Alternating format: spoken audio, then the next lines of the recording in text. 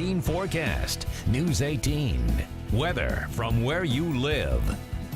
Well, on this date, 1948, very similar heat wave, if not worse than what we're having right now. We had 5 consecutive days in West Lafayette with record-breaking high temperatures, and those records still stand at 95 to 100 degrees, and really the entire viewing area had 95 to 100, with the peak temperature in West Lafayette specifically at 97. Also a similar late season heat wave in 1953. Today we had some high thin cirrus clouds spilling in from the north right on the periphery of that big heat wave. And these cirrus clouds are remnants of storm clusters in Michigan and Ohio last night and this morning.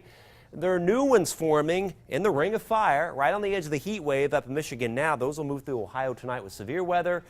And the outflow from that may pop a storm or two tomorrow morning. We'll have more on that shortly, but you get the idea. Everything's moving clockwise around the big upper ridge in the center part of the country, and that's the dome of heat. You can see this is a severe thunderstorm watch. These storms will form a bow, perhaps a low-end derecho with some pretty widespread damaging straight-line winds, and this will blow through Ohio, but right on the tail end of it, that may pop a storm or two tomorrow morning with temperatures right around 72 degrees at that point.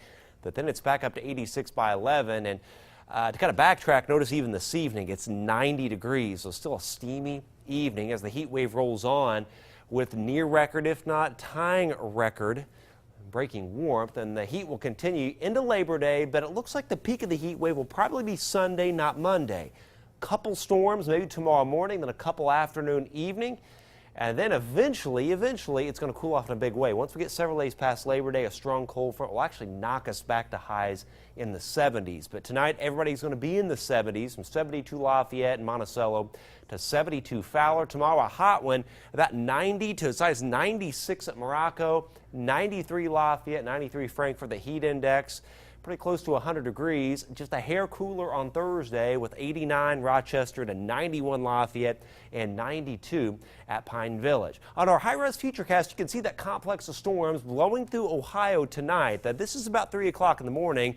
This will likely be some damaging winds that move southeast, but right on the tail end of it, we could have a storm or two pop tomorrow morning, but coverage is going to be low. The key word is isolated. Then tomorrow afternoon, there may still be an isolated storm or two in the heart of the viewing area. That's 3:30 in the afternoon.